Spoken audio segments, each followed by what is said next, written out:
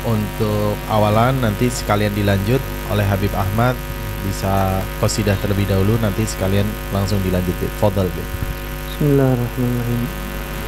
Ya Rabbi bil Mustafa balligh maqasidana waghfir lana ma madha ya wasi'al karami. Ya Rabbi bil Mustafa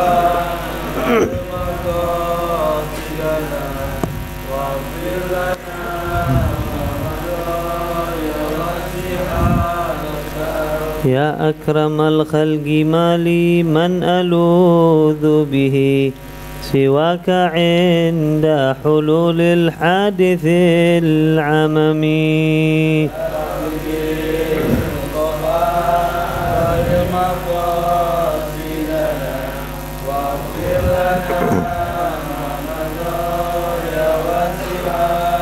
ولن يضيق رسول الله جاهك بي إذا الكريم تجلى باسم منتقم.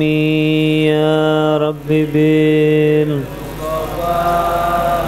لمقاصدنا واغفر لنا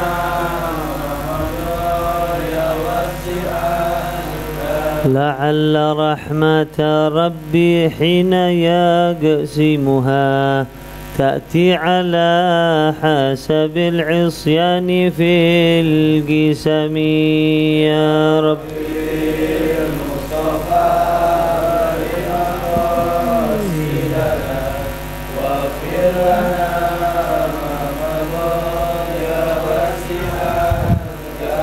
محمد سيد الكونين والثقلين والفريقين من عرب ومن عجم.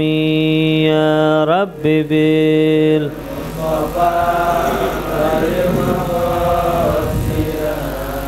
واغفر لنا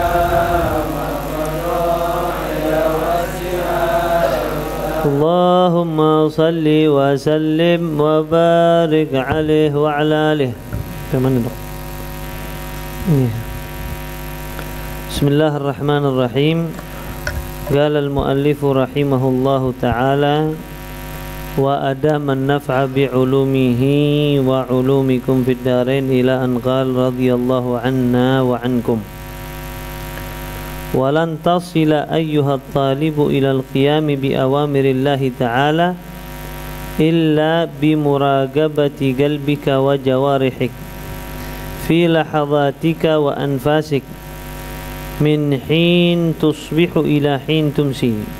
فاعلم أن الله تعالى مطلع على ضميرك ومشرف على ظاهرك وباطنك ومحيط بجميع لحظاتك وخطراتك وخطواتك وسائر سكناتك وحركاتك، وأنك في مخالطتك وخلواتك متردد بين يديه، فلا يسكن في الملك والملكوت ساكن ولا يتحرك متحرك إلا وجبار السماوات والأرض مطلع عليه، يعلم خائنة الأعين وما تخفي الصدور، يعلم السر وأخفى. فتأدب أيها المسكين ظاهرا وباطنا بين يدي الله تعالى تأدب العبد الذليل المذنب في حضرة الملك الجبار القهار، واجتهد ألا يراك مولاك حيث نهاك ولا يفقدك حيث أمرك، ولن تقدر على ذلك إلا بأن توزع أوقاتك وترتب أورادك من صباحك إلى مسائك، فاصغوا إلى ما يلقى إليك من أوامر الله تعالى عليك من حين تستيقظ من منامك إلى وقت رجوعك إلى مضجعك. بسم الله الرحمن الرحيم. الحمد لله رب العالمين، وبه نستعين على أمور الدنيا والدين، والصلاة والسلام على سيدنا وحبيبنا وشفيعنا وقرة أعيننا محمد سيد الأولين وسيد الآخرين وعلى آله وصحبه والتابعين. Subhanaka la ilma lana illa ma 'allamtana innaka antal alimul hakim. Rabbi shrah li sadri wa yassir li amri wahlul 'uqdatam min lisani yafqahu qawli, amma ba'd. Pertama-tama puji serta syukur kehadirat Allah Subhanahu wa taala yang mana pada hari ini Allah masih memberikan kita nikmat sehat wal afiyah dan nikmat tertingginya yaitu nikmatul Islam dan nikmatul iman. Semoga Allah selalu jaga nikmat tersebut untuk kita semua dan selalu ditingkatkan iman Islam kita agar kita meninggal dalam keadaan husnul khatimah. Amin ya rabbal alamin. Tak lupa juga selawat teriring salam kita haturkan kepada baginda kita, nabi kita, kekasih kita, imam kita Nabi Muhammad sallallahu alaihi wasallam serta para keluarga, para sahabat, para tabi'in dan tabi'it tabi'in, dan insyaallah kita semua selalu menjadi pengikut setia Rasulullah sallallahu alaihi wasallam sampai akhir hayat nanti. Amin ya rabbal alamin. Kita sudah bahas yang kemarin. Jadi di dalam perintah Allah Subhanahu wa taala ada namanya fardu, ada namanya naflu. Fardu wajib, ada namanya sunnah.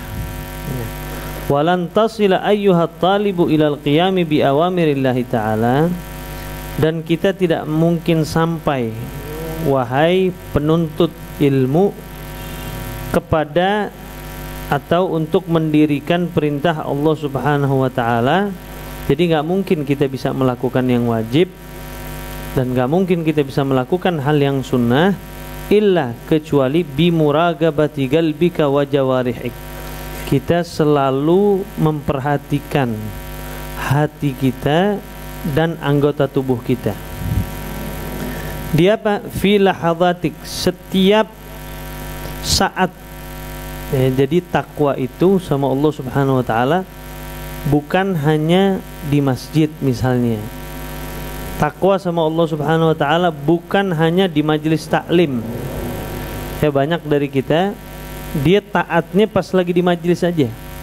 Dia jaga lisannya, dia jaga adabnya, dia khusyuknya dilihat, diperhatikan pada saat di majelis taklim. Pas lagi di majelis taklim dia jaga sikapnya sama temennya, dia nggak bercanda, dia nggak menghina orang. Tapi di luar majelis dia menghina orang. Nah ini berarti belum bertakwa nih orang.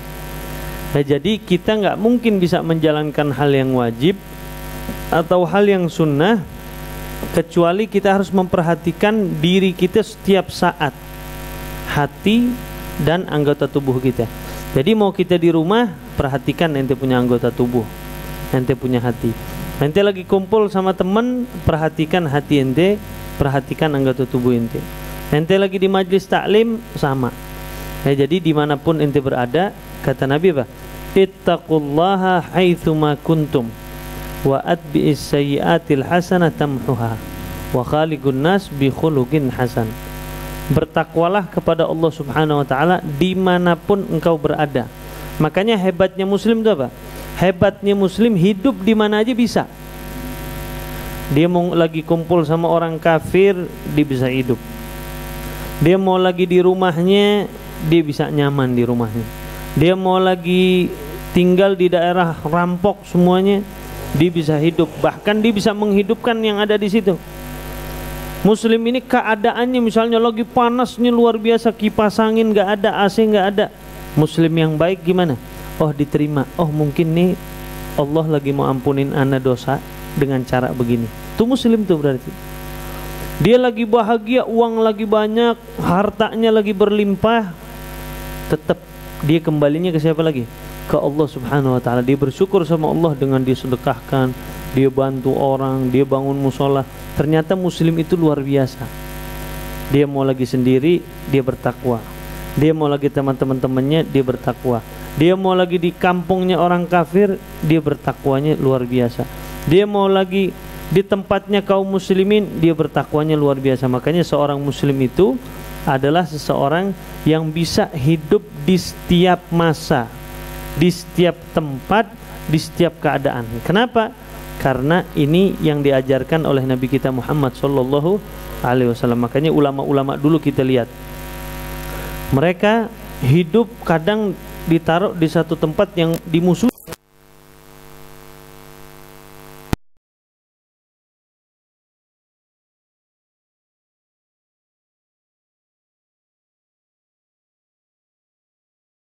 Attas.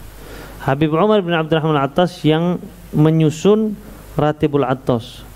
Nah, diperintahkan tuh Syekh Husain gurunya memerintahkan Habib Umar, ente berangkat ke kota namanya Huraidah. Ngapain ente dakwah di situ? Ternyata pas dia pertama masuk ke Huraidah, satu kampung itu luar biasa, beringas itu orang-orang yang ada di situ. Jahatnya luar biasa, saling bunuh, saling rampok satu sama lain. Habib Umar pas masuk situ mau ke masjid aja, katanya Habib Umar.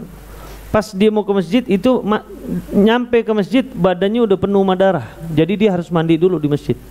Dilempari. Jangan Habib Umarnya, keledainya aja begitu. Jadi penuh sama darah. Tapi karena dia seorang muslim yang sejati, satu kampung yang tadinya benci sama dia jadi cinta sama dia sampai detik ini. Sampai detik ini itu kampung yang awalnya mereka benci luar biasa Al-Habib Umar bin Abdurrahman Attas, sampai sekarang rumahnya Habib Umar dijadikan tempat sejarah, kuburannya Habib Umar dijadikan tempat sejarah. Kok bisa begitu? Karena dia merupakan muslim yang sejati. Nabi kita Muhammad SAW masuk ke Taif, masuk ke Madinah. Madinah dulu namanya Yathrib. Ya, sebelum berubah nama, namanya dulu Yathrib. Yathrib itu tempatnya wabah, tempatnya penyakit. Orang dulu masuk ke Madinah takut, nggak ada yang berani. Jadi orang-orang Badui kalau udah dengar Yathrib, pada takut, anak nggak mau ikut. Kenapa? Karena tempatnya serem, banyak penjahat, banyak penyakit di situ, nggak ada yang berani masuk. Tapi setelah Nabi Muhammad SAW masuk ke kota Yathrib, maka Yathrib, subhanallah, berubah nama. Yang tadinya Yathrib berubah menjadi Taibah, kota yang harum, kota yang indah, kota yang wangi, kota yang damai, kota yang luar biasa, kota yang istimewa. Kenapa? Karena di situ ada Rasulullah Shallallahu Alaihi Wasallam. Bahkan kalau udah bulan Maulid kayak begini, ini kan pas bulan Maulid nih. Dulu orang-orang Badui ya di kampung-kampungnya itu onta-onta mereka dipakai buat kerja. Setiap dipakai itu onta-onta mereka tuh, kendaraan-kendaraan mereka, kudanya, ontanya itu pada males. Diajak untuk bekerja tuh pada males. Tapi kalau udah masuk Rabiul Awal, ini onta tuan rumahnya baru buka pintu, ontanya udah siap semua tuh. Kenapa? Karena tahu kalau udah bulan Maulid biasanya tuan saya ngajak saya ke kota Madinah, mau datang ke makamnya Nabi Muhammad SAW. Itu setiap tahun rutinitas. Mereka tahu setiap tahun saya mau datang menziarahi makam Nabi. Ini ontak faham, saya mau ke kota Madinah, ke kotanya Rasulullah SAW. Mereka tuannya baru buka pintu, ini ontak udah siap semua. Kendaraan-kendaraan, kuda-kudanya udah siap semua. Seneng. Yang biasa harus dipukul dulu lari, ini nggak pakai dipukul, dia langsung lari dengan sendirinya. Dia buru-buru mau ketemu Rasulullah SAW. Ya, jadi begitu, muslim yang sejati adalah muslim yang bisa hidup di setiap zaman, di setiap keadaan, di setiap waktu. Wa anfasik, dan setiap nafasmu kita harus perhatikan. Ya, harus bertakwa sama Allah Subhanahu wa taala. Makanya ulama-ulama dulu saya sering katakan, mereka selalu niat yang baik-baik pada saat bangun tidur di pagi hari. Ya Allah, hari ini saya mau berbuat amal soleh. Hari ini saya mau ibadah sama Allah Subhanahu wa taala. Hari ini saya mau bantu fuqara dan masakin. Hari ini ya Allah kasih saya rezeki, biar rezeki itu bisa saya kasih kepada keluarga saya. Begini niatnya banyak pas dia bangun. Tujuannya apa?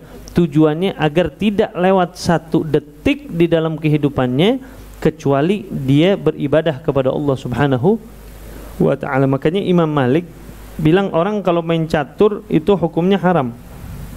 Orang main catur hukumnya apa? Imam Malik bilangnya haram. Tapi di mazhab Syafi'i apa hukumnya? Hukumnya makruh. Makruh. Kenapa? Karena buang-buang waktu, sia-sia.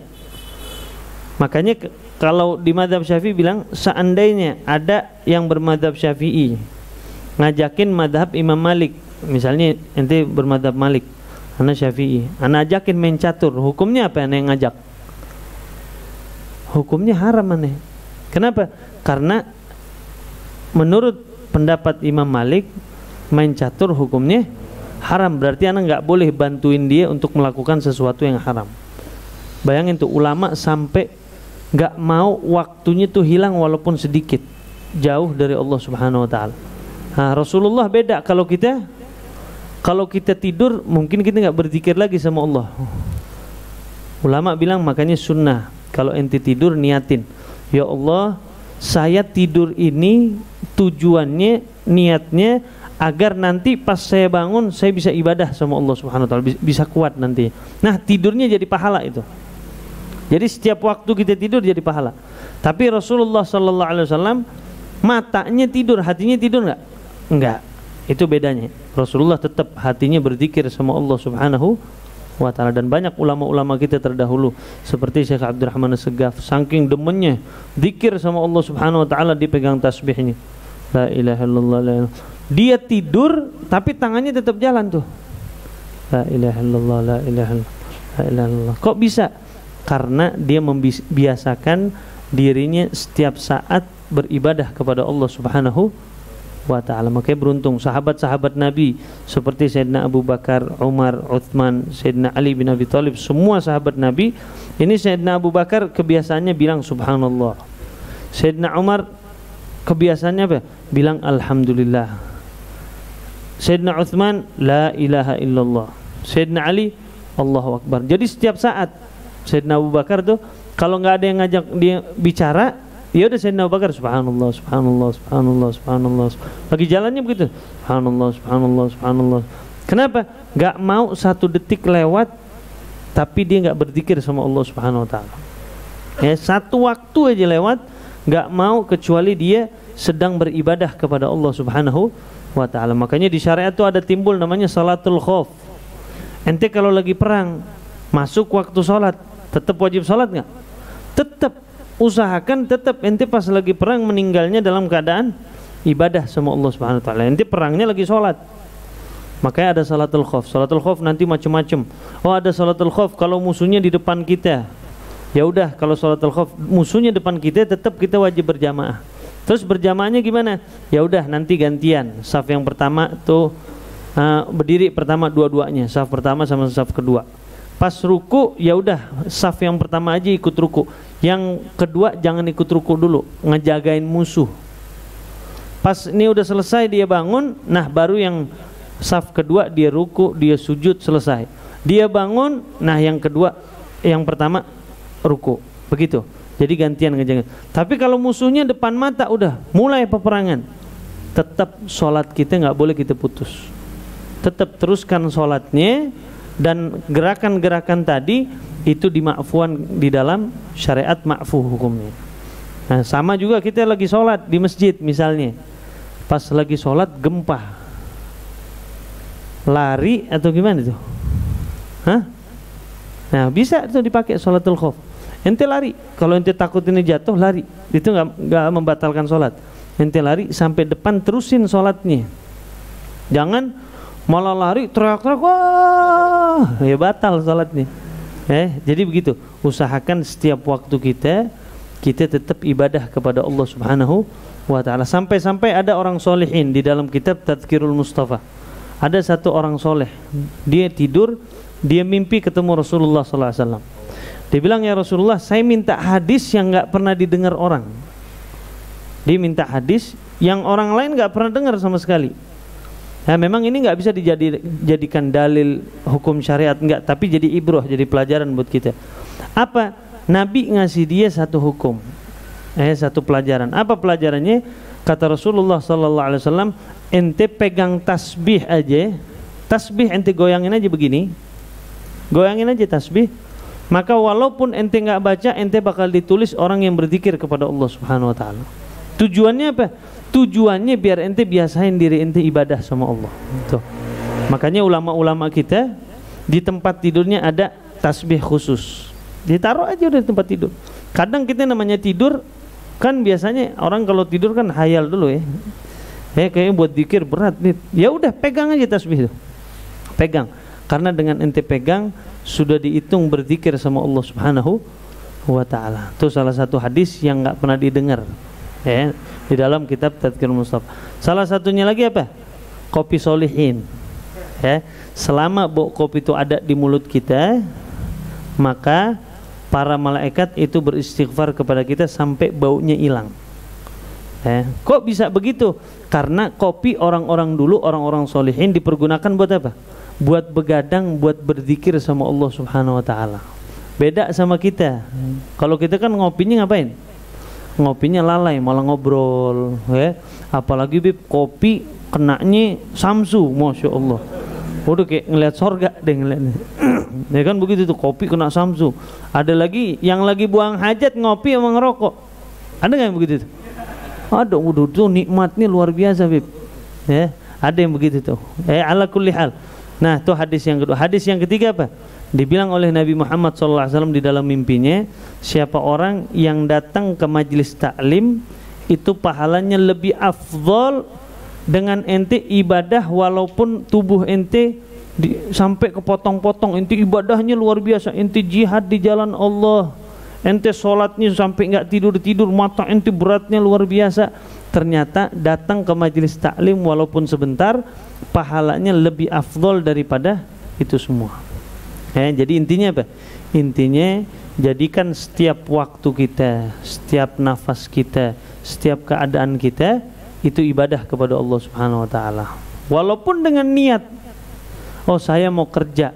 Nah, kerja kita buat apa? Niatin hati kita, ya Allah, saya kerja buat menafkahi anak istri saya. Jadi pahala nggak? Jadi pahala. Ya Allah, saya bekerja dengan tujuan mengikuti sunnah Nabi Muhammad SAW, Rasul berdagang. Saya bekerja ya Allah biar nyambung kehidupan saya, biar saya makin yakin saya bisa sedekah, saya bisa bantu orang, saya bisa ini, saya bisa ini. Karena banyak sahabat-sahabat Nabi Muhammad SAW yang pada saat mereka niat yang baik, Rasul dengar niat mereka, maka diijabah sama Allah Subhanahu wa ta'ala. Nabi mengatakan innamal a'malu binniyat wa innamal likulli imri'in ma nawa. Faman kanat hijratuhu ila Allah wa rasulih fa hijratuhu ila Allah wa rasulih. Wa man kanat hijratuhu ila dunya yusibuha au imra'atin yankihuha. Intinya niat itu tergantung antum-antum. Nah, karena orang nggak mungkin jadi orang hebat kecuali kalau dia sudah punya niat dulu yang baik. Oh, ana mau jadi ini, ada niat tuh di dalam dirinya. Akhirnya karena sudah niatnya bagus, yang dukung dia siapa kata Rasul? Yang dukung dia langsung Allah Subhanahu wa ta'ala. Selama niat ente bagus. Tapi kalau niat ente semata-mata karena urusan dunia, maka dukungannya jadi lemah. Dukungannya jadi dunia aja. Allah ngedukung nggak? Enggak. Rasul ngedukung nggak? Jadi nggak ngedukung. Tapi ya Allah, saya mau jadi dokter, tapi dokter yang berguna buat umat. Wah, didukung tuh sama Allah sama Rasul. Ya Allah, saya mau jadi insinyur, yang mana insinyur ini supaya mendukung umat. Ente bakal didukung sama Allah sama Rasul. Bayangin ente kalau didukung sama manusia yang kaya aja ente senangnya luar biasa. Apalagi yang mendukung yang punya kekayaan, Allah Subhanahu wa ta'ala. Nah, fa'lam min hin tusbih ila hin tumsi. Dari kapan sih saya selalu ingat perhatikan diri saya kepada Allah Subhanahu wa ta'ala? Dari pagi hari sampai engkau mau tidur lagi, pada saat sore hari nanti, di malam hari. Ente bangun pagi, udah setiap waktu, setiap keadaan, lihat tangan ente, kira-kira hari ini ane ngelakuin dosa apa ngelakuin ibadah sama Allah. Lihat mata kita, hari ini kira-kira anak ibadah atau ngelakuin dosa. Lihat pikiran kita, hari ini kira-kira anak ngelakuin dosa atau ngelakuin ibadah sama Allah. Fa'lam annallaha ta'ala muttali'un ala dhamirik. Dan yang perlu ente ketahui bahwasanya Allah Subhanahu wa ta'ala itu selalu mengintai ente. Dhamirik itu yaitu dirimu masing-masing. Allah setiap waktu ngelihat kita. Pernah terjadi ada satu ulama nyuruh anak muridnya, tolong dikasih pisau muridnya satu-satu. Nih, pisau kecil, nih pegang. Nah, di depan situ ada ayam kecil. Semua yang keluar dari sini silahkan ambil itu ayam. Cari satu tempat, silahkan ente potong itu ayam, ente matiin itu ayam. Tapi syaratnya satu, jangan ada satupun yang melihatnya. Oh ya udah, berangkat tuh muridnya semuanya. Berangkat, yang satu motong di bawah tempat tidur, yang satu ngumpet di bawah meja, yang satu masuk ke kamar mandi, yang satu begini, yang satu begini, yang satu. Ternyata ada satu murid yang ustadz ini cinta banget teman murid, cintanya luar biasa. Yang lain pada iri, ini murid kadang terlambat, kok tetap dicintain, yang lain luar biasa. Ini doang yang dicintai nih, padahal yang lain gak pernah telat, datang taklimnya luar biasa, kayaknya lebih khusyuk. Yang lain ini datangnya terlambat. Kok ustadznya lebih cinta sama dia? Ustadznya mau membuktikan kepada murid-muridnya, kenapa kok ana lebih cinta kepada dia. Nah setelah balik semuanya, dengan ayam mereka yang sudah terpotong, dengan darah yang masih ada, semuanya balik bawa bukti. Ini ya guruku, potong di mana ente? Di bawah tempat tidur, gak ada yang ngeliat. Ajib. Ente di bawah meja, ente di kamar mandi, ente di sini, ini di sini. Oh ya udah beres semua. Murid yang tadi terlambat, murid yang dicintain, datangnya terlambat. Yang lain udah pada ngejek. Pas dia datang masuk ke majelis, ternyata ayamnya belum dipotong, darahnya belum ada sama sekali. Yang lain pada ngejek, ya disuruh gitu aja gak bisa. Duduk, dipanggil sama guru sini. Ente mau tahu nggak sebab dia nggak motong itu ayam? Ditanya, kenapa ente nggak potong? Karena perintah engkau wahai guruku, engkau potong ini ayam di satu tempat yang tidak ada satupun yang melihatnya. Saya yakin, saya masuk ke mana tempat, saya yakin Allah melihat saya. Saya datang ke bawah tempat tidur, saya yakin Allah ngelihat saya. Saya masuk ke kamar mandi, saya yakin Allah ngelihat saya. Saya datang ke satu tempat yang gak ada manusia yang lihat, tapi di tempat itu ada siapa? Ada Allah subhanahu wa ta'ala yang yakin saya bahwa Allah itu melihat saya. Sama seperti Sayyidina Umar bin Khattab, pada saat melihat ada satu ibu-ibu, dia punya anak, dia jualan susu. Jualan susu kena air hujan. Karena kena air hujan ditambahin lagi sama air. Jadi kan berarti bukan susu murni. Tetap mau dijual, anaknya bilang, "Mah, ini kan udah kecampur air. Jangan dijual, Mah, nggak boleh. Ini namanya ghurur, namanya nipu orang." Loh, kamu memang dengar dari siapa kalau jual begini itu nggak boleh? Saya dengar dari Amirul Mukminin Umar bin Khattab. Sayyidina Umar ngeliatin dari jauh. Kata siapa? Kata ibunya, kan Sayyidina Umar nggak ada. Udah nggak apa-apa, kita jual aja. Apa katanya anak? Betul, Sayyidina Umar nggak ada. Tetapi ada Allah subhanahu wa ta'ala yang selalu mengintai kita wahai orang tuaku. Nah dari situ kata Sayyidina Umar apa? Ya udah diperintahkan yang lain, udah datengin itu perempuan, nikahi. Kalau kalian gak mau menikahinya, maka saya langsung yang akan menikahi perempuan tersebut. Nah, jadi intinya apa? Intinya pada saat ente maksiat Allah tahu. Sayyidina Ibrahim bin Adham pernah didatangi sama satu orang. Ya Syekh Ibrahim, saya mau maksiat, boleh nggak saya mau zina? Semuanya saya kerjain, pokoknya ibadah. Tapi satu, saya mau zina, boleh nggak? Kata Syekh Ibrahim bin Adham apa? Boleh, tapi dengan syarat. Apa syaratnya? Jangan pernah engkau makan makanan yang Allah kasih. Bisa nggak? Mau lari kemana ente? Boleh maksiat, syaratnya itu jangan makan makanan yang Allah kasih. Mau cari kemana ente? Datang ke sini, waduh, ini rezeki dari siapa? Dari Allah. Ah, Syekh, tuh syaratnya terlalu susah. Ya udah, boleh, syaratnya diganti. Apa? Jangan engkau tinggal di tempat yang punya Allah subhanahu wa ta'ala. Mau tinggal di mana? Hah? Di langit. Ya udah, langit punya Allah. Mau tinggal kolong jembatan hakikatnya punya siapa? Allah. Semuanya punya Allah subhanahu wa ta'ala. Jadi semua yang ada di sini dibingung. Lah terus gimana sih mau maksiat? Ya udah nggak boleh maksiat sama Allah Subhanahu wa taala. Ada satu orang sebelum dia masuk Islam tukang minum khamar. Dia bilang, "Ya Rasulullah, saya mau masuk Islam. Tapi syaratnya satu ya Rasulullah." Apa syaratnya? Syaratnya saya nggak mau tinggalin khamar. Saya tetap mau minum anggur. Karena ini hobi saya.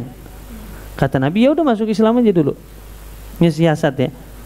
Dia syahadat asyhadu an la ilaha illallah wa asyhadu anna Muhammad Rasulullah. Dia masuk Islam. Habis itu dia mau minum. Kata Nabi, kalau engkau minum dicambuk 40 kali. Udah selesai. Karena dia udah senang sama Islam, udah cinta, hatinya udah tenang pada saat dia masuk Islam, subhanallah akhirnya dia berhenti dari minum-minuman keras. Jadi intinya maksiat di dalam agama Islam boleh nggak? Nggak boleh. Satu langkah ente maksiat nggak boleh. Anda mau pergi ke Bandung, nah namanya orang musafir, boleh sholat jamak, bener nggak? Anda boleh jamak antara zuhur sama asar, atau maghrib sama isya. Anda mau jamak qashar juga boleh. Tapi kalau ente ngelangkah awalnya niatnya maksiat, Anda mau ke Bandung, tapi Anda sampai sana mau selingkuh, dosa nggak selingkuh? Dosa. Ya udah, dari awal jalan sampai ente pulang lagi nggak boleh ente ngelakuin sesuatu yang diperbolehkan oleh syariat. Anda mau sholat jamak, boleh nggak? Haram jadinya, nggak sah ente sholat jamak. Anda mau batalin puasa, boleh nggak? Nggak boleh. Kenapa nggak boleh? Karena perjalanan awal itu ente sudah niatnya untuk maksiat sama Allah Subhanahu Wa Taala. Jadi silahkan kita menipu siapapun. Anda mau bohong sama orang, Anda mau bohong sama fulan, Anda bohong sama fulan, Anda bohong sama bos Anda bohong sama teman Anda jual handphone, Anda bohongin tuh orang. Oh ini handphone asli, grass gini gak ada cacatnya sama sekali, tapi kenyataannya di dalamnya ada cacat. Bisa aja ente bohongin orang, tapi Allah bisa dibohongin nggak? Nggak mungkin. Wa may ya'mal mithqala dzarratin syarran yarah. Sedikit keburukan yang ente buat kepada orang lain, mau ente lagi sendiri, mau ente di hadapan manusia, mau ente lagi pada saat ente berteman dengan kawan ente, maka ente punya keburukan pasti bakal ditampakkan nanti oleh Allah Subhanahu wa Ta'ala. Mudah-mudahan Allah ampunin dosa kita, amin. Wa musyrifun ala zahirik wa batinik, dan Allah Subhanahu wa Ta'ala selalu melihat zahir kita atau batin kita. Zahir kita pasti dilihat sama Allah, begitu juga batin kita. Wa muhitun, dan Allah juga meliputi bi jami'i lahadhatik wa khataratik wa khatawatik, dengan seluruh detik-detik kita Allah meliputi, ya. Wa khataratik, apa yang kita terbesit di dalam hati kita Allah tahu. Wa khatawatik, langkah-langkah kita juga Allah tahu. Wa sairi sakanatik wa harakatik, pada saat engkau diam, engkau bergerak, Allah tahu nggak? Tahu. Semut yang ada di bumi, di dalam nih, di tanah, yang bergerak apa Allah tahu, tanpa ada alat. Ya, Allah maha segala-galanya. Allah bisa tahu mana yang nih hari mati, mana nih yang hari hidup, mana nih hari bakal begini, mana nih hari yang bakal begini. Makanya Nabi bilang apa? Anta turid wa ana urid wallahu yaf'alu ma yurid. Engkau menghendaki sesuatu, saya menghendaki sesuatu, tapi yang perlu kita ingat, tidak bakal terjadi apapun kecuali dengan kehendak Allah Subhanahu wa Ta'ala. Nah begitu juga masuknya nanti ke COVID. Nah COVID, silahkan ente pakai masker, silahkan ente social distancing, silahkan ente setiap detik ente cuci tangan, tapi yang perlu ente ketahui, sakit tidak mungkin ente dapeti kecuali semua dengan izin siapa? Dengan izin Allah Subhanahu wa Ta'ala. Ente mau pakai masker 20, tapi kalau Allah mau menghendaki ente sakit, sakit nggak? Pasti ente sakit.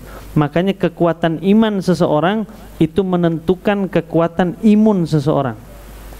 Ya, kalau iman ente kuat, maka imun ente pasti kuat. Lihat Rasulullah Sallallahu Alaihi Wasallam di peperangan Badar.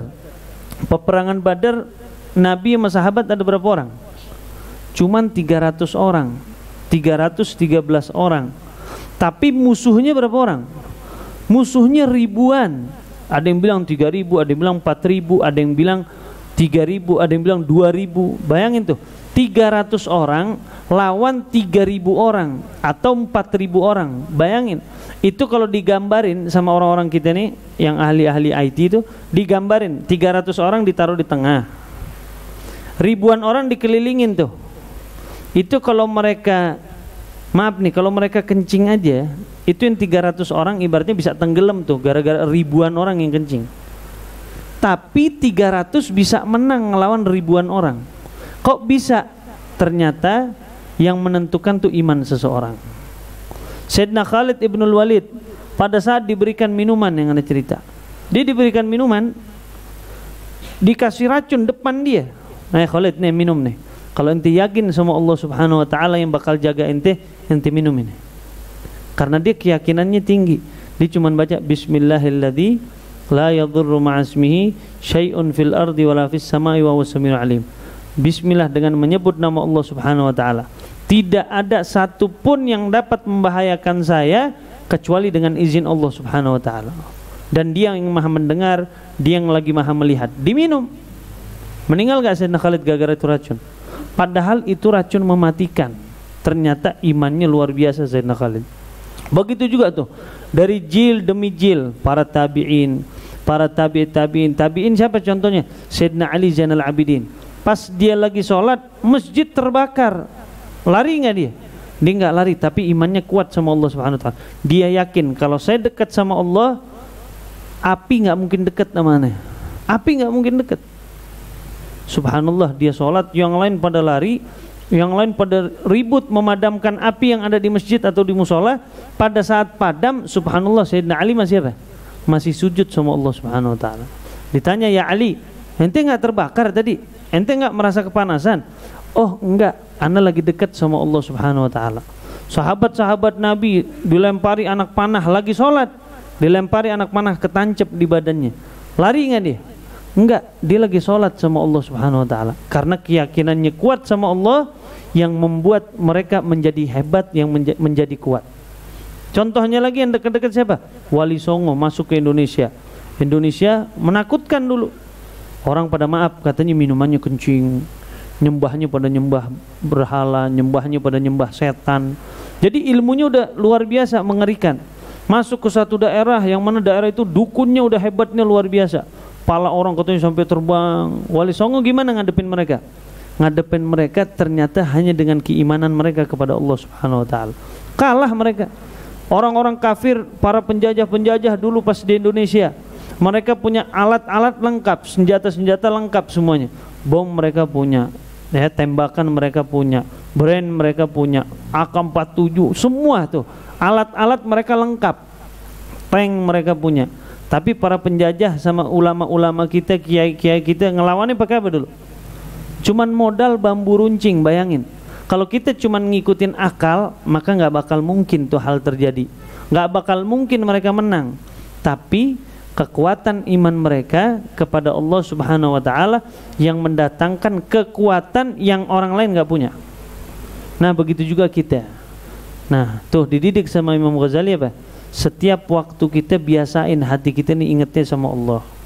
Setiap detik kita ingetin hati kita sama Allah Subhanahu wa taala. Makanya Nabi bilang, "Wa idza sa'alta fas'alillah." Kalau ente butuh apapun, utamakan Allah Subhanahu wa taala. Datang ke kiblat minta, "Ya Allah, saya pengen nih hari begini ya Allah." Biasain tuh hati kita, diri kita untuk mendekatkan diri kepada Allah Subhanahu wa ta'ala. Wa annaka fi mukhalatatika wa khalawatika mutaraddidun baina yadayh. Dan engkau pada saat engkau lagi kumpul sama temanmu atau khalawatik, engkau lagi sendiri, itu engkau tetap di hadapan Allah Subhanahu wa ta'ala setiap waktu, enggak mungkin lepas dari Allah Subhanahu wa ta'ala. Fala yaskunu fil mulki wal malakuti sakinun. Tidak ada yang bertempat atau tinggal di dunia ini, ya, di kekuasaan yang ada di dunia. Oh nih Indonesia misalnya di kekuasaannya Bapak Presiden, ya udah saya tinggal di situ. Berarti ente tidak mungkin tinggal di Indonesia wal malakut atau dimanapun ente tinggal, kecuali wala yataharraku mutaharrikun, tidak bergerak satupun illa kecuali wajabbarus samawati wal ard muttali'un alaih, kecuali Allah yang maha perkasa, yang memiliki langit dan yang memiliki bumi, muttali'un alaih, pasti mengintai kita setiap waktu kita. Ya'lamu kha'inatal a'yun. Allah Subhanahu wa ta'ala yang maha mengetahui segala-galanya. Walaupun kha'inatul a'yun. Apa kha'inatul a'yun? Tipuan mata. Ente kadang kan kalau lagi ngobrol sama teman, ada orang ketiga, kadang kan kita suka kedip ya. Deh yang kita bahas berhenti dulu deh. Kita kan begini. Kenapa? Karena ada teman kita datang. Dia nggak tahu tuh kha'inatul a'yun. Tapi Allah tahu nggak? Allah tahu. Apalagi wa ma tukhfis sudur, dan apa yang ada di dalam hati ente, di dalam dada ente. Oh, ana nih hari niatnya begini datang ke majelis taklim. Allah tahu nggak? Allah Maha tahu. Oh, nanti ana maunya begini. Allah tahu nggak? Allah Maha tahu. Dan Allah juga mengatakan ya'lamu sirra wa akhfa. Allah tahu sesuatu yang rahasia. Contohnya apa? Contohnya ada orang sedekah. Ana ngasih, misalnya Dokter Asad dah. Dokter Asad ngasih hadiah ke Novel. Novel ada hadiah. Kita semua gak ada yang tahu, yang dikasih cuma Novel. Itu namanya sedekah rahasia. Allah tahu gak kira-kira? Walaupun orang lain gak muji Dokter Asad, tapi Allah Maha tahu.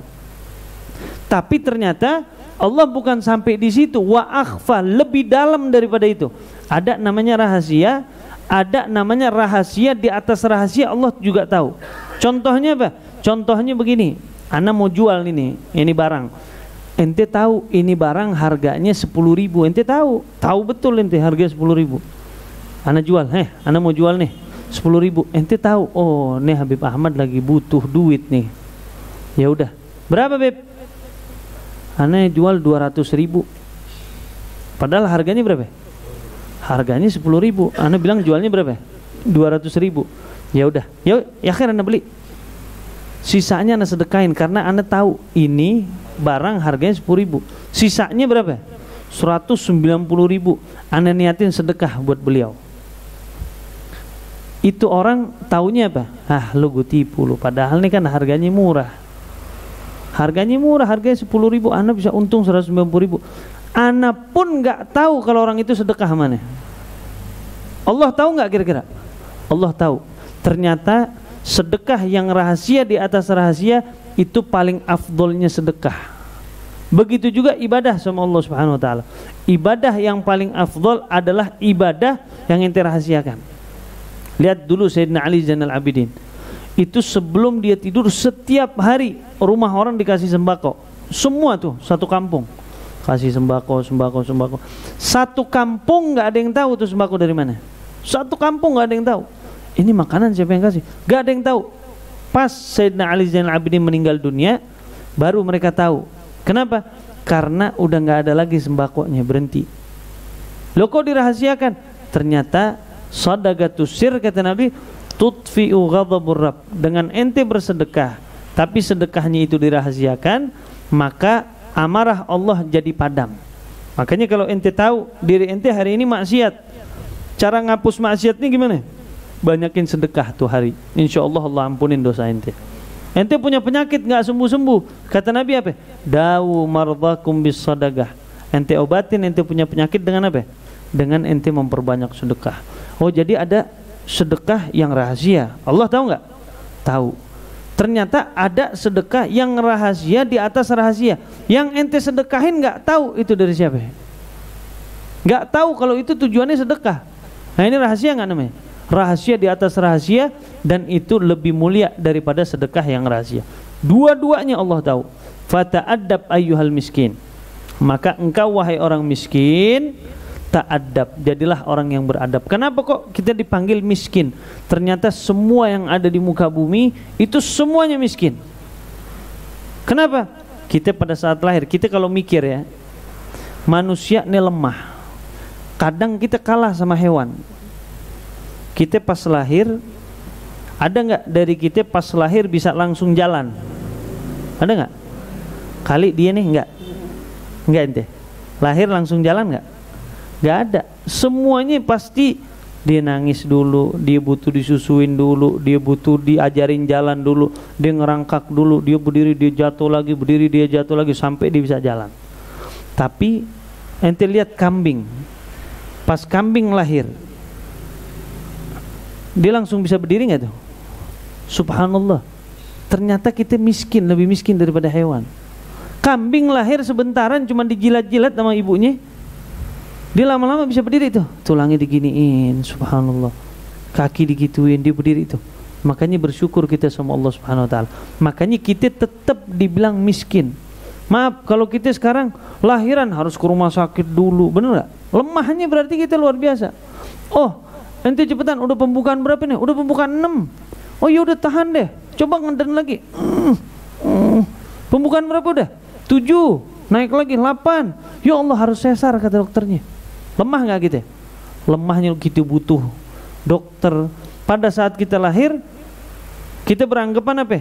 Ibu-ibu beranggapan, anak gue kalau udah lahir, udah berarti alhamdulillah lepas. Yang tadinya hamil jadi enak.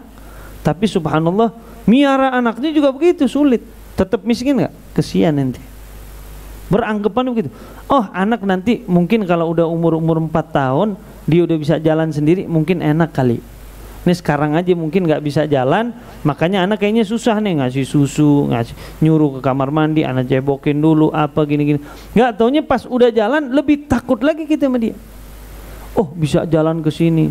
Oh, miskin ternyata kita. Oh, beranggapan nanti, atau anaknya sendiri beranggapan nanti kalau anak lulus SD, anak bebas deh, anak jadi anak SMP. Udah pokoknya SD ini kayaknya susah belajar ini. Ternyata setelah kita lulus SD, masuk lagi, kita butuh lagi sama orang miskin kita. Lulus SMA juga begitu. Beranggapan nanti kalau anda udah lulus SMA, anda insya Allah nggak butuh sama siapapun, karena anda udah dewasa. Tapi subhanallah, setelah lulus SMA tetap nggak kita masih kuliah lagi. Kuliah. Beranggapan nanti kalau udah kuliah, gue bakal punya kerjaan yang mana udah insya Allah gue jadi enak hidupannya. Ternyata pada saat ente kerja tetap ente mengandalkan gaji dari orang. Kalau anda nggak kerja dapat duit nggak? Oh, nggak dapat duit, berarti tetap ente miskin. Sampai kapanpun kita tetap dikatakan miskin. Man arafa nafsahu fagat arafa rabbah. Siapa orang yang tahu dirinya itu miskin, yang tahu dirinya lemah, yang tahu dirinya itu nggak ada artinya, maka dia bakal kenal yang maha kaya, yaitu Allah Subhanahu wa ta'ala. Dia bakal kenal yang maha kuat, yaitu Allah Subhanahu wa ta'ala. Fata'addab ayyahal miskin, maka beradablah hei orang miskin, zahiran wa batinan, secara zahir begitu juga secara batin. Zahir ente harus adab, batin ente juga harus adab. Jaga sikap, hati juga jaga. Hati dijaga, sikap juga dijaga. Batinan baina yadayillahi ta'ala, karena engkau di setiap waktu itu diintai oleh Allah Subhanahu wa ta'ala.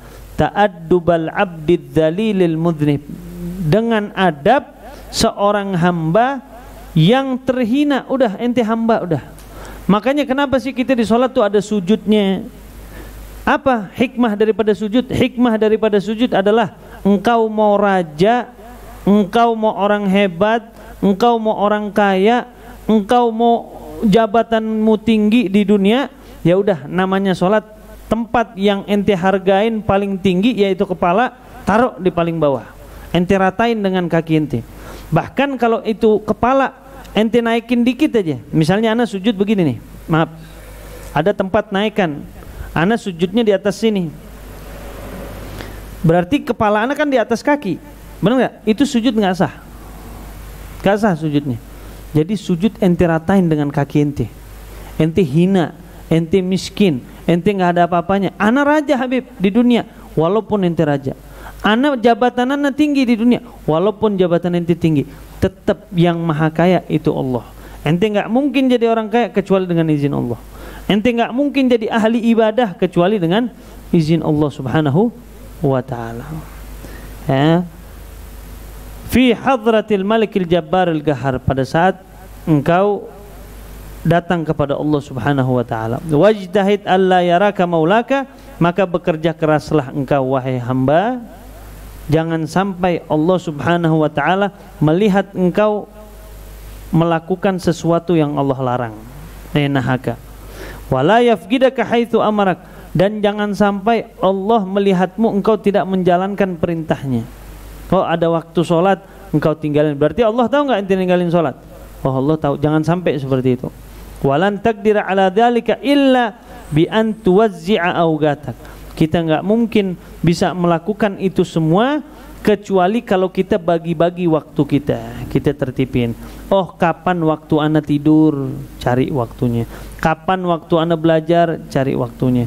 Kapan ana ibadah sama Allah Subhanahu wa ta'ala, cari waktunya. Jadi ditertipin. Oh, hari ini ana bangun jam segini, hari ini ana dzikir, hari ini ana sholat duha, jam segini ana begini, jam segini, dirapin. Wa turattib auradaka min sabahika ila masaik, dan engkau tertipin ente punya wirid. Jadi kita harus punya zikir di dalam diri kita. Ibaratnya tameng kita harus punya. Imam Nawawi ngarang kitab namanya Al-Adhkar, kitab zikir-zikir, tebal segini. Kata ulama-ulama pas baca tuh kitab, apa kata mereka? Bi'addar wasjaril adhkar. Ente kalau perlu, ente nggak punya uang buat beli itu kitab adhkar, ente jual rumah ente buat beli itu kitab. Apa? Kok isinya apa? Isinya zikir Nabi Muhammad SAW. Kalau pagi bacanya apa, kalau sore bacanya apa, kalau malam bacanya apa. Sama seperti ratib. Bedanya ratib al-attas mungkin gak disebutin riwayat-riwayatnya, tapi al-adhkar disebutin tuh semuanya. Riwayat ini Nabi pernah begini, Nabi. Nah, ratib al-attasnya cuman bedanya apa? Cuman bedanya sedikit yang diambil, tapi al-adhkar lebih tebal. Bahkan ulama-ulama bilang apa? Man laisa lahu wird fahuwa gird. Siapa orang yang nggak punya wiritan di sehari-harinya, nggak punya bacaan ya yang dia baca zikir kepada Allah Subhanahu wa taala dalam satu hari, maka tidak ada perbedaan antara dia dan kera atau monyet. Nggak ada bedanya. Monyet makan, tidur, hubungan suami istri, tapi dia nggak baca wirid. Tapi kalau kita ada wiridnya. Nanti pagi nanti ada namanya amal yom walailah. Ada yang ngarang juga tuh ulama-ulama Saudi. Ngarangnya begitu. Mereka kumpulin doa yang dibaca di pagi hari, doa yang dibaca di petang. Nah, itu ada. Harus kita punya itu. Fasghu ila ma yulqa ilaika min awamirillahi ta'ala 'alaik min hin tastaygid min manamik ila waqti ruju'ik ila madja'ik. Maka ente perhatikan wirid-wirid ente, akhlak-akhlak ente, keadaan-keadaan ente dari pertama ente bangun tidur sampai ente tidur lagi. Jadi ini terakhir dari pembukaan yang dibuat sama Imam Ghazali.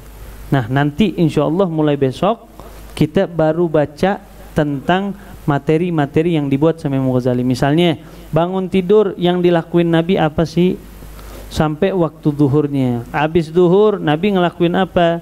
Asar Nabi ngelakuin apa? Nanti kalau ada puasa Nabi puasanya gimana?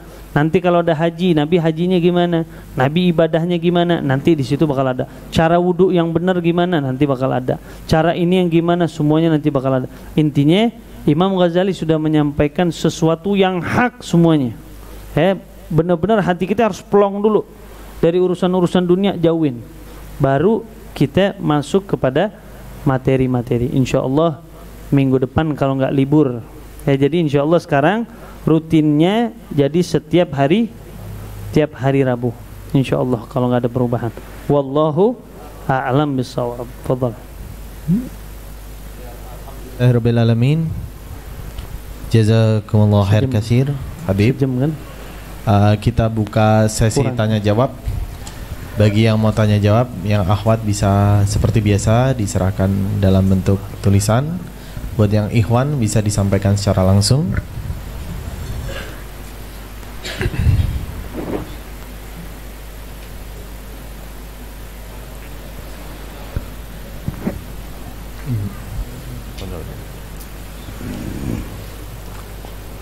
Bismillahirrahmanirrahim. Assalamualaikum Bib, mau nanya, apabila orang tua ibu pasangan saya tidak menyetujui saya untuk menikahi anaknya, akan tetapi ayah pasangan saya menyetujui, apakah dalam pernikahan itu sah Bib? Gimana tuh? Assalamualaikum Bib, mau tanya, apabila orang tua ibu berarti kakek? Oh, orang tua dari ibunya. Berarti mertua perempuan. Ibu pasangan saya tidak menyetujui saya untuk menikahi anaknya. Berarti anaknya yang mau dinikahin perempuan. Ini laki-laki mau nikah dengan perempuan, tapi ibunya nggak setuju. Nah, gimana? Nah, di dalam syariat memang ada batasan-batasan. Yang menjadi syarat sah nikah itu yang menikahkan nanti namanya wali, ayahnya. Kalau ayahnya setuju, maka di dalam syariat batasannya sah-sah saja. Tetapi yang dicari di dalam pernikahan adalah keberkahan, bukan hanya syahwat aja. Maka pada saat engkau menikah dengan satu perempuan yang mana salah satu orang tuanya nggak setuju, maka lebih baik, kata ulama, jangan engkau nikahi perempuan itu. Kenapa? Karena tujuan pernikahan di situ ada ridho Allah.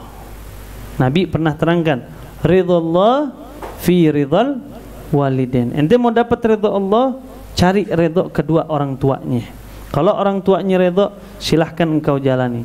Kalau orang tuanya nggak ridho, walaupun ente memaksakan, ente menjalankan sah-sah aja, tapi nantinya ente bakal susah. Susahnya apa? Ente main ke rumahnya, namanya ibu nggak ridho, kira-kira gimana? Ente bakal susah, ente rezekinya bakal mampet, ente bakal semua keadaannya. Makanya di dalam syariat itu jangan yang hanya diperhatikan hukum syar'inya aja. Oh, syarat sah nikah, yang penting ada wali, ada suami, ada istri, ada apa? Ada sighoh, ada ijab kabulnya, ada mahar. Selesai, ada saksi. Selesai. Oh, yang lain masa bodoh, ibunya mau redo, ibunya nggak redo, saya nggak mau tahu. Nah, ini bisa nggak? Bisa saja pernikahan, tetapi yang dicari bukan itu. Yang dicari itu redho Allah Subhanahu wa ta'ala. Buat apa kita mengorbankan cuman kata-kata cinta, tapi kita melupakan redhonya Allah Subhanahu wa ta'ala. Akan tetapi ayah pasangan saya menyetujui. Apakah dalam pernikahan itu sah bib sah? Ya sah, tapi harus diperhatikan juga redho orang tua itu penting. Kesian ibunya, dia yang udah ngehamilin, dia yang udah ngejaga itu anak, dia udah gedein itu anak, betul-betul sampai besar, ente main comot aja, masa bodoh ibunya. Padahal orang tua kata Nabi itu ada 3. Yang pertama siapa? Orang tua kita, orang tua kandung. Yang kedua siapa? Yang kedua mertua kita, itu orang tua kita juga. Yang ketiga siapa? Yang ketiga guru kita. Wa huwa afdhalul aba. Dan sebaik-baiknya orang tua siapa? Guru kita. Nah, makanya kalau mertua, ada mantan mertua nggak? Nggak ada mantan mertua. Ente misalnya seseorang menikah dengan satu perempuan, terus dia ribut, diceraiin ini perempuan, ayah sama ibunya tetap jadi mertua ente, orang tua ente seumur hidup, dunia akhirat nggak batal wudu ente mandi. Ya. Assalamualaikum Habib, izin bertanya, apa hukumnya jamaah kedua di dalam sholat berjamaah di masjid? Kedua.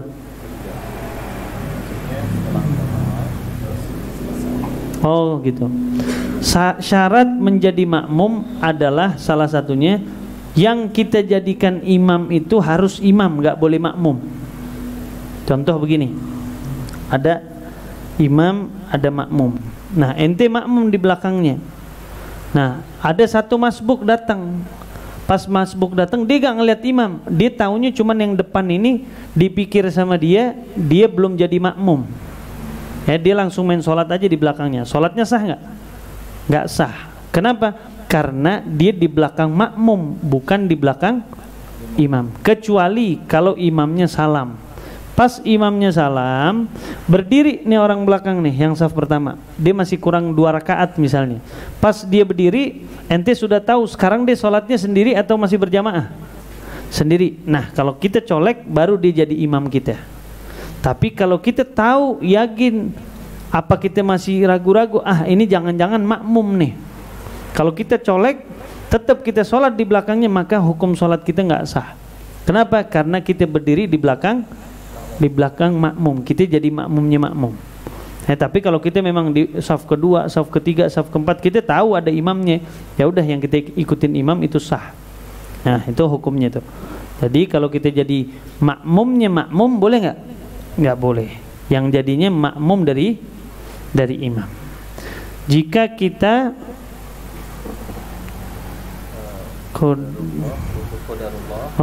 jika kita qadarullah luput atau lupa menunaikan sholat wajib, apa kita wajib untuk mengerjakannya ketika ingat?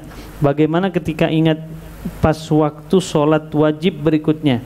Syukron bib atas penjelasannya. Uzur sholat ada 2. Yang pertama lupa, yang kedua ketiduran. Misalnya ana lupa, tapi lupa yang memang tidak disengaja, atau ketiduran yang memang tidak disengaja, atau tidurnya sebelum waktu. Misalnya sebelum adzan subuh, ana jam 4 pagi, ana tidur, niatnya tidur sebentar, ana mau bangun nanti waktu subuh. Pas tidur, ana bangunnya jam 8 pagi. berarti kelewatan kan subuhnya. Nah ini namanya uzur sholat. Ya, ente nggak dapat dosa, tetapi tetap wajib untuk mengqadha'nya. Begitu juga lupa, dia lagi sibuk, misalnya sebelum waktu dia baca buku, dia kerja sibuk, saking sibuknya memang dia nggak sengaja, akhirnya sampai lewat waktu, diinget-inget jam 4 asar, duhurnya lewat. Nah ini gimana? Nah dua ini merupakan uzur. Selagi sholat itu ente tinggalkan karena uzur, maka ente boleh mengqadha'nya kapan aja. Oh ana ingetnya jam 8 pagi, ana bangunnya jam 8 pagi, maka boleh-boleh saja ente mengqadha'nya pas waktu duhur. Setelah duhur ente qadha' sholat subuh. Setelah asar pun yang mana sholatnya nggak boleh. Kita kalau habis sholat asar boleh nggak sholat? Nggak boleh. Nah terus saya mau qadha' sholat, boleh nggak setelah asar? Boleh, karena itu wajib. Jadi selama sholat itu kita tinggalkan karena uzur, maka untuk mengqadha'nya bebas, nggak harus di waktunya. Kalau saya tinggalkannya sholat subuh, oh nanti qadha'nya besok subuhnya nggak harus. Jadi bebas kapan aja. Kalau kita tinggalkannya dengan uzur. Tapi lebih baik kata Imam Romli, al-afdal bara'atan lidhimmah, supaya kita lepas daripada utang, lebih baik langsung, supaya ente takutnya nanti lupa. Nah dan yang kedua, kalau ente meninggalkan sholatnya tanpa uzur, subuh ente dengar alarm, bangunnya yang harusnya sholat, ini malah ngapain? Cuman matiin alarm doang, tidur lagi, bangun jam 8. Nah pas bangun jam 8 itu nggak boleh dia aktivitas apapun, haram hukumnya. Kecuali langsung ngapain? Langsung wajib dia sholat, ambil wudhu, dia ke kamar mandi, dia kalau mau istinja dia istinja, dia ambil wudhu yang sempurna, dia sholat. Kenapa nggak boleh ditakhir? Karena ente meninggalkan sholatnya tanpa uzur. Itu.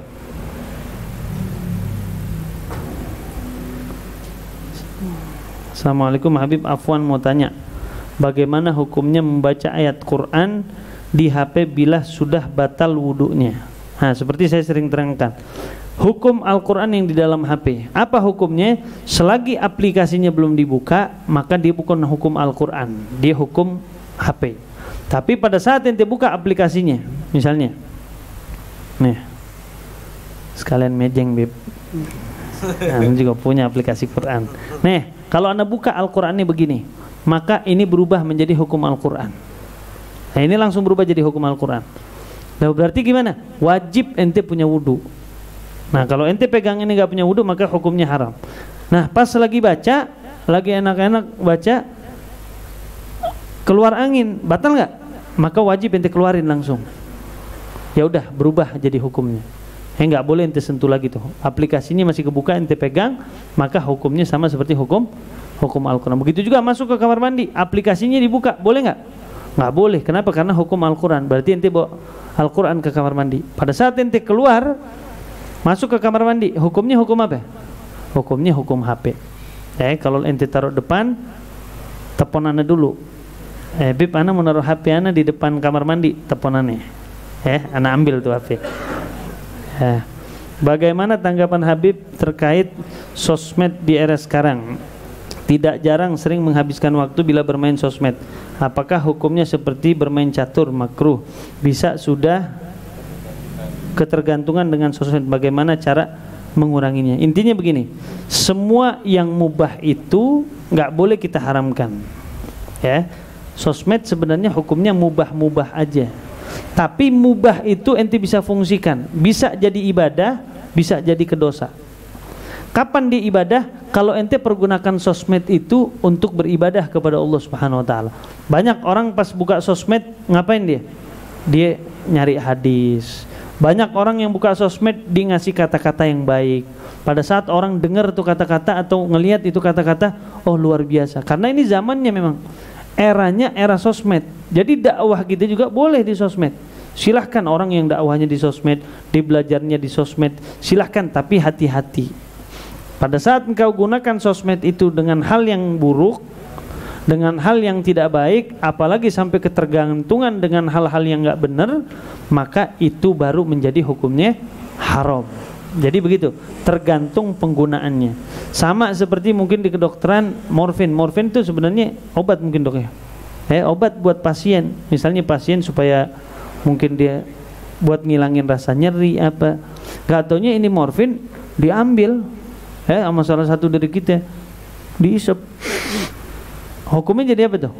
Hukumnya jadi haram. Jadi tergantung penggunaan kita bagaimana. Ya. Assalamualaikum, maaf Beb.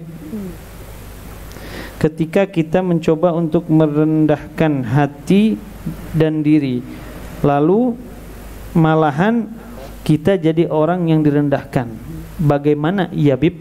Nah, intinya begini, kita jangan pernah menuntut orang lain itu menghargai kita. Nah, kita jangan pernah menuntut orang lain itu menghargai kita, tetapi kita tuntut diri kita untuk selalu menghargai orang lain. Jadi pada saat kita rendah diri misalnya, pada saat kita berbuat baik sama orang, gak taunya nih orang berbuat buruk, oh saya direndahin Habib sama dia, maka gak perlu ente dapat pujian dari orang, ya. Karena muslim yang baik adalah muslim yang pada saat dicaci dia bisa baik. Kalau orang dicaci dia nyaci juga, gak ada perbedaannya dengan orang kafir, gak ada perbedaan dengan orang biasa. Oh, orang biasa dicaci gue balik caci, dia baik saya juga berbuat baik. Tapi muslim yang baik gimana? Pada saat ente dicaci seperti Nabi, dicaci maki, dilempari, Nabi berbuat buruk juga nggak ke orang kafir? Enggak, ternyata Nabi tetap berbuat baik. Pada saat kita lagi berbuat, ada orang berbuat baik sama kita, kitanya harus lebih baik daripada itu orang. Jadi pada saat misalnya ente rendah diri, ente jadi orang baik, ente jadi orang masya Allah, ente jadi soleh atau soleha, memang ujian bakal banyak itu. Orang hina kita, sok ustad loh, sok bener loh, sok begini loh, sok tawaduk loh, sok begini, sok begini, sok begini, sok begini. Nah kalau itu omongan hanya kita ikutin terus, maka nggak ada bedanya dengan kisah yang dikisahkan oleh Allah Subhanahu Wa Taala kepada yang soleh, yaitu Sayyidina Luqman. Dia punya keledai, anaknya ditaruh, dibawa ngelewatin satu kampung bilangnya apa? Wah, ini anak-anak kurang ajar. Masa ayahnya yang bawa keledai, dia enak-enakan duduk di atas. Maka Sayyidina Luqman bilang apa? Udah nak, kamu turun, saya naik ke atas. Ya udah, ngelewatin satu kampung lagi. Maka orang kampung berikutnya bilang apa? Ya, ini orang nggak ada adab sama sekali. Masa anak kecil suruh bawa keledai? Kesian tuh anak. Masa ente? Kata Sayyidina Luqman apa? Udah, lo naik deh sini berdua. Keledai ini lagi. Ngelewatin satu kampung lagi, itu kampung bilang apa? Zolim nih orang. Masa satu keledai yang naik 2 orang? Bingung kan? Ya udah, dua-duanya turun. Dicaci maki lagi. Dibilang masa udah punya keledai, punya kendaraan, bodoh amat kagak dinaikin. Akhirnya timbul satu syair. Man taba'an nas mataghaman. Sesiapa orang yang hanya mengikuti omongan orang lain, maka dia bakal mati dalam keadaan suntuk. Lah terus muslim yang baik gimana? Maka muslim yang baik yang dia ikuti adalah perintah Allah dan Rasulullah SAW dengan mengabaikan yang lain. Selama ente benar, gak usah dengerin omongan orang. Karena kalau ente cuma dengerin omongan orang, hari ini ente di Kerawang, besok orang-orang bakal bilang apa? Oh lu pindah ke Puncak, enak rumahnya, dijual rumahnya, pindah ke Puncak. Di Puncak temennya nelfon lagi, lu pindah ke sini enak banget, jual sono. Nih mentok-mentoknya apa? Mentok-mentoknya ente jual tuh rumah, ente mau beli rumah lagi nggak bisa. Ternyata duit ente nggak cukup, kepake ente sumpek, stres, datang ke dokter Asad, dok obatin ana dok, ana udah pusing kepala nih. Ya udah, suntik mati. Ya jadi begitu. Ada lagi? Nggak ada. Ya alhamdulillah. Bagi yang laki-laki, ayo.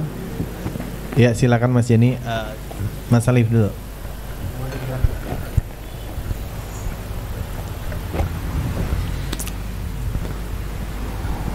Assalamualaikum warahmatullahi wabarakatuh.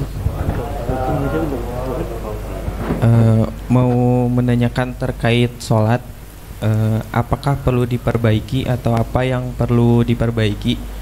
Terkadang kita tanpa sadar mengerjakannya hanya untuk menggugurkan kewajiban saja dan takut dosa. Intinya begini, yang pertama ente harus bersyukur sama Allah Subhanahu Wa Taala selama Allah masih membuat ente sholat. Walaupun kelihatannya ana cuman karena mau gugurin kewajiban. Ente bersyukur dulu sama Allah.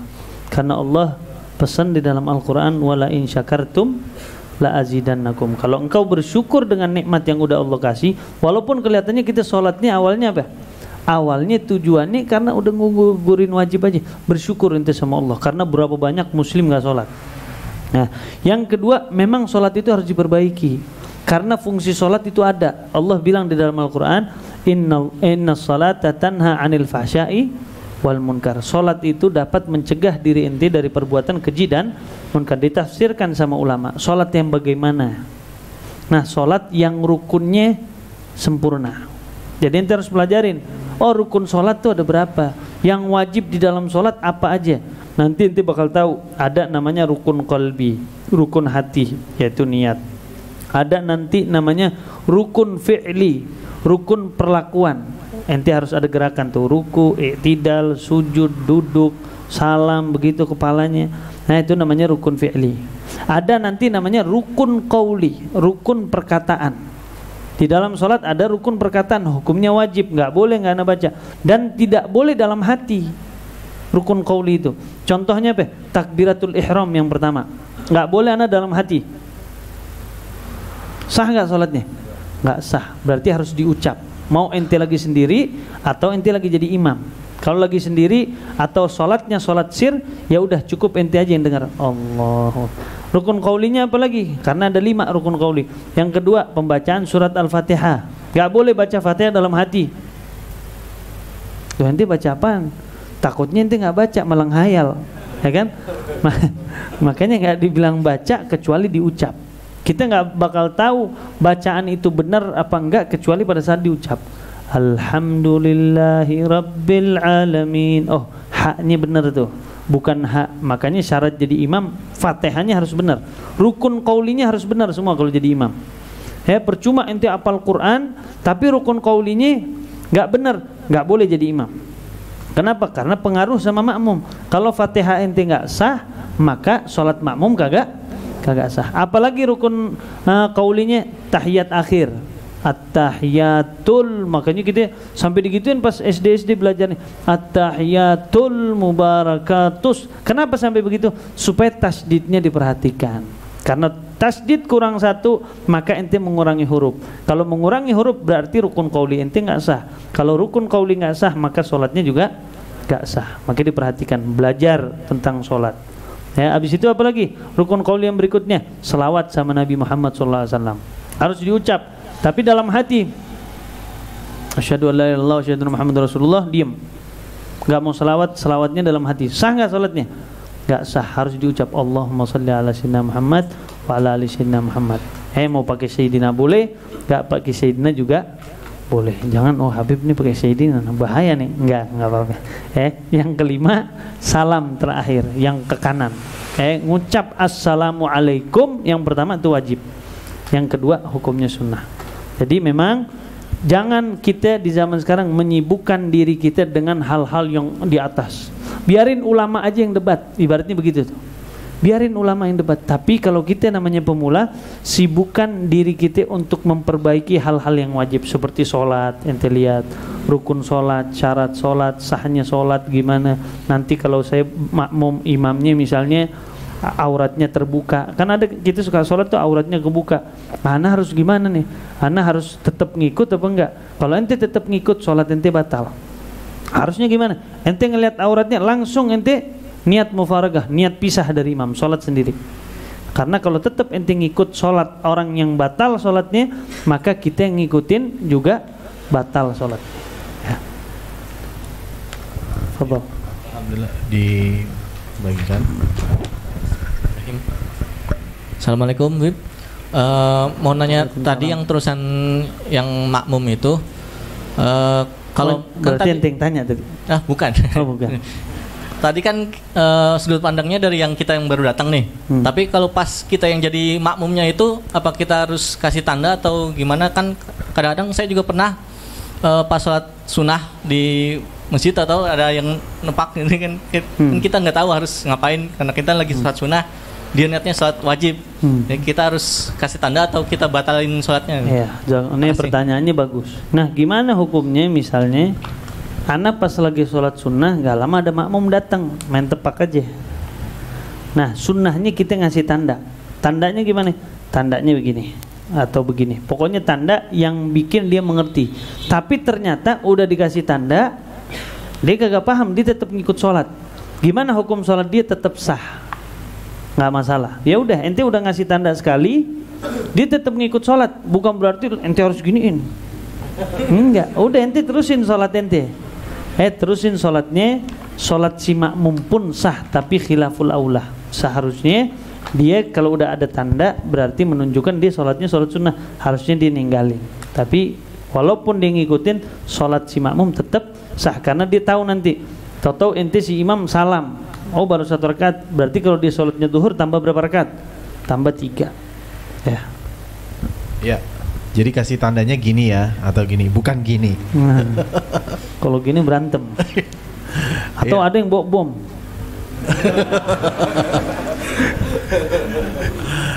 Iya, penanya silahkan.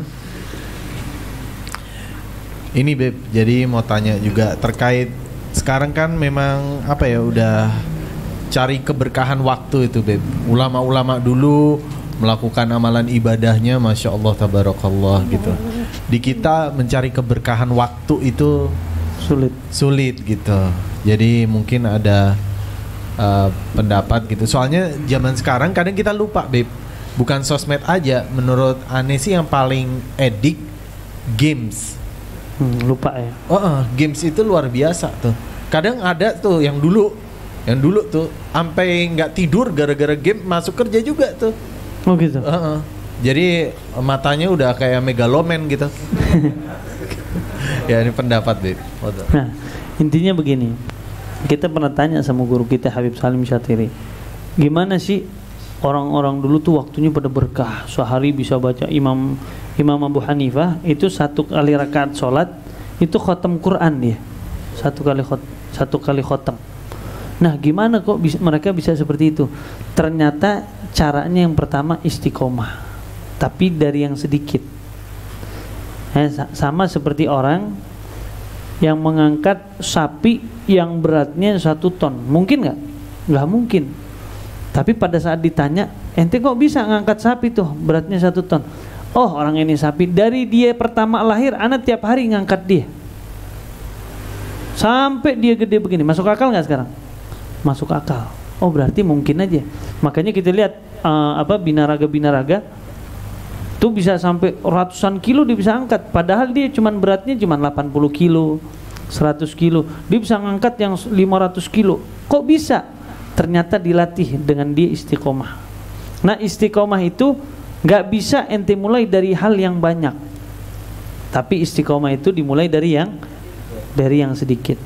Nah ente kalau mau berkah waktu ente, misalnya ente mau zikir supaya ke orang dulu, ente mulai yang ente bisa. Allah bilang di dalam Al-Quran, wattaqullaha mastata'tum, bertakwalah kepada Allah Subhanahu wa taala semampu kalian dulu di dalam hal yang sunnah nih, bukan yang wajib. Ntar salah ngertiin, oh semampunya. Anak subuh belum mampu nih Beb, sholatnya duhur sama asar aja, kalau maghrib isya nggak bisa. Bisa nggak tuh? Nggak bisa, wajib nggak boleh dikurangin. Tapi hal yang sunnah semampunya. Oh hari ini ente sholat duhanya 2 dulu, 2 semakin meningkat. Yang kedua, di samping istiqomah, tertibkan waktu kita, kata Habib Salim. Tertipin, hari ini ana mau baca sekian. Nih hari ini misalnya ana mau baca Quran, pokoknya setiap habis sholat subuh ana mau baca 1 lembar Quran. Ente mudawamin tuh ya, dah 1 itu waktu ana pergunakan buat Al-Quran. Terus, nah yang harusnya ente baca selembar, lama-lama ente bisa setelah sholat ente bacanya 1 juz. Karena apa? Karena ente dawamin waktunya. Yang kedua, ente istiqomah di dalam membaca hal tersebut. Ya.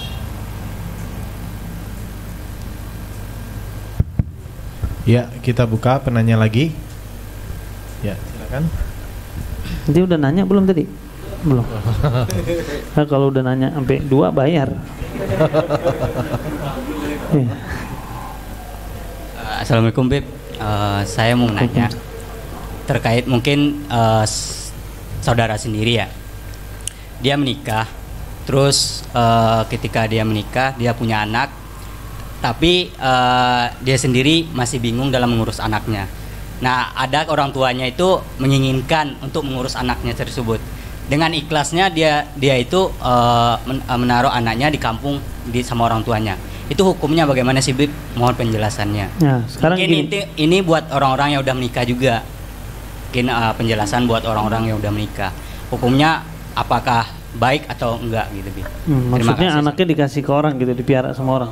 Orang tuanya. Oh, ke orang tuanya. Nah, intinya begini, yang ente perlu tahu, tidak ada yang bergerak di muka bumi illa 'alallahi rizquha, kecuali yang nanggung rezekinya, yang nanggung kehidupannya siapa? Allah Subhanahu wa taala. Memang terkadang kita sekarang ini karena lemahnya iman kita sama Allah Subhanahu wa taala beranggapan kalau ini anak ngikut sama saya, maka pengeluarannya bakal lebih sulit, maka saya nggak bakal mampu ngasih dia makan. Nah, kita kan punya pandangan seperti itu. Padahal Allah Subhanahu wa taala mengatakan di dalam Al-Qur'an, wa in yakunu fuqara'a yughnihimullah min fadlih. Kalau kita miskin, kata Allah, nikah loh. Karena kalau ente sudah menikah, ente yang harusnya rezekinya buat satu orang jadi buat berapa orang? Jadi buat dua. Ini Allah yang bilang. Kalau ente punya anak satu, maka Allah bakal tambahin lagi rezeki buat berapa orang? Buat 3 orang. Ente punya anak, nambah lagi 1, jadi berempat. Berarti Allah bakal jamin buat berapa orang? Buat 4 orang. Jadi intinya apa? Intinya keyakinan ente sama Allah Subhanahu wa taala harus tingkatkan.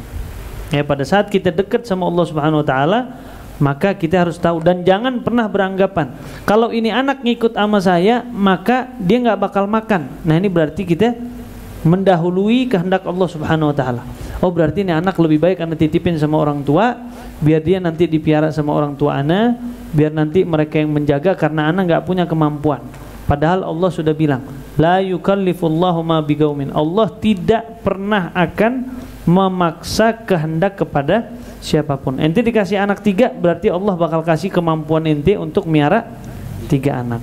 Ente dikasih anak 2, berarti Allah bakal kasih kemampuan ente untuk miara 2 anak itu, ya. Dan yang kedua, ana mau jelasin, kalau nanya usahain pada saat nanya, jangan dicontohin sama diri sendiri. Ya, misalnya ana mau nanya begini, Beb, ana kan dulu tukang zina, Beb. Ya, ana dulu tukang zina. Nah, tapi sekarang ana mau tobat nih, Beb. Gimana? Jangan. Kenapa? Karena Allah tuh maha sattar. Allah tuh maha menutupi aib orang. Ya, jangan. Kenapa? Karena pada saat ente buka aib ente sendiri di hadapan orang-orang banyak, ada orang yang baik, ada orang yang buruk. Nah, yang nerimanya orang buruk, akhirnya ente jadi ejekan. Ana pernah ada di majelis sana ibu-ibu, ya maklum kalau ibu-ibu banyak nih ibu-ibu. Satu bilang, Beb, hukumnya gimana, Beb? Ana punya anak, ya, suaminya itu selingkuh, Beb. Jadi di handphonenya itu ada foto-foto cewek, apa dia ngobrol gini-gini. Gak lama ibunya suaminya ada juga di situ. Tuh anak saya tuh, Beb. Wah, akhirnya diribut di situ. Jadi nyontohinnya lebih nyontoh ini kejadiannya bener ini. Nyontoh ini lebih baik orang lain. Beb, nih misalnya ada orang, ya, ini orang dulunya ninggalin sholat, Habib. Nah, pada saat dia ninggalin sholat, sekarang dia mau tobat. Gimana caranya? Begitu. Ya, jadi jangan pernah memisalkan itu kepada diri sendiri, karena Allah tuh maha menutupi aib orang. Ya, lebih baik jangan kita ngebuka aib. Siapa aja buat umum. Ya, jadi kalau nanya begitu. Habib, saya fulanah. Jangan juga tuh. Saya sekarang lagi pacaran nih, Bib. Saya suka begini-begini. Gimana hukumnya? Jangan. Lebih baik ibaratnya namanya di no-name. Nggak usah nama. Ya. Ya, alhamdulillah, berarti silahkan yang mau punya anak 6, 8, 9, 12. Makanya istilahnya orang dulu, banyak anak banyak rezeki. Kok bisa mereka bilang begitu? Karena iman mereka kuat sama Allah Subhanahu wa taala. Ya. Kalau sekarang kita ditakutin tuh, oh lu punya anak banyak bakal begini, rezeki lu bakal mampet, bakal apa. 1, ente menikah, Allah tambahin rezekinya 2. Ente punya anak, Allah tambahin terus sampai ente diberkahin sama Allah Subhanahu wa taala.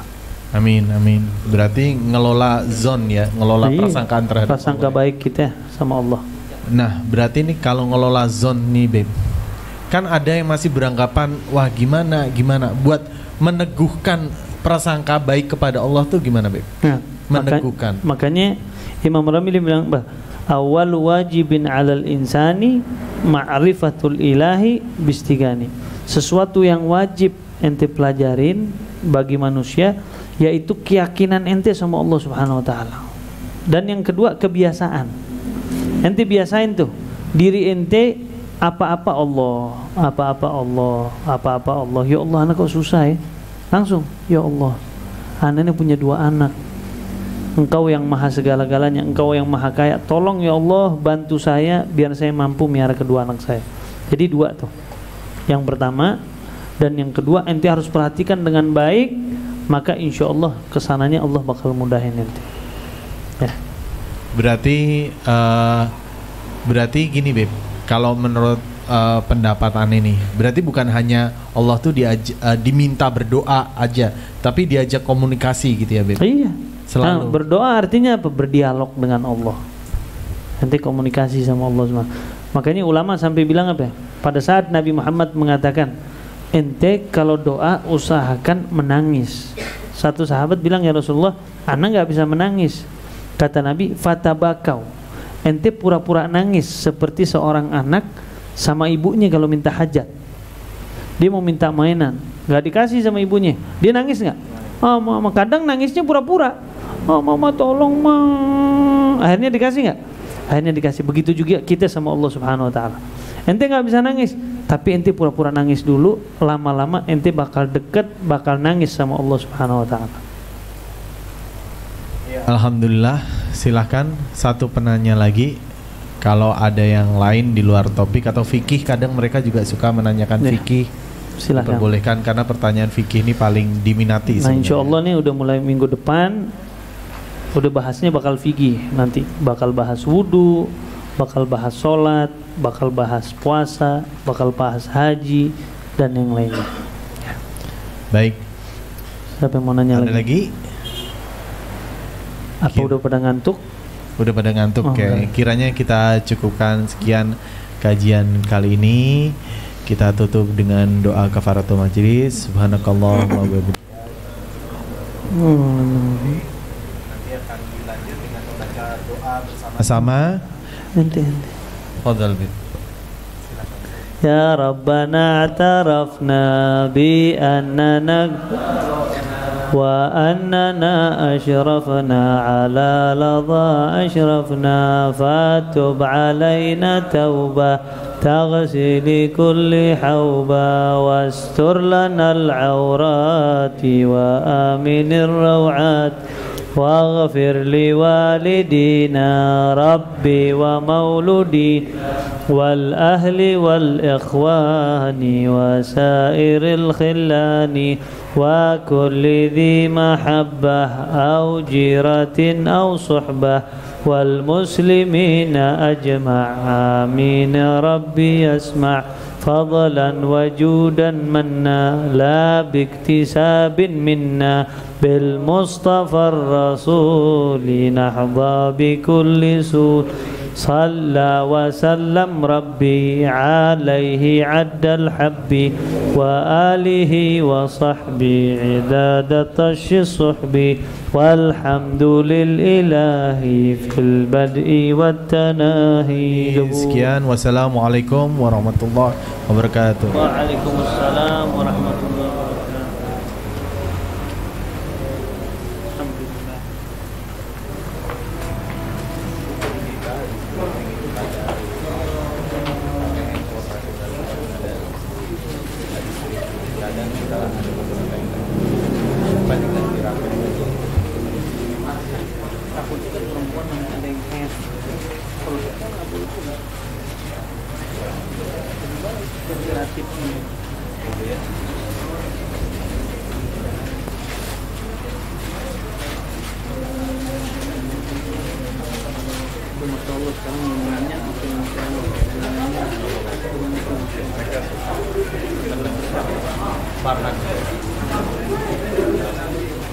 Bahkan ada yang dibagi keluarganya, ada yang masyarakat. Jadi parkan mereka bahkan.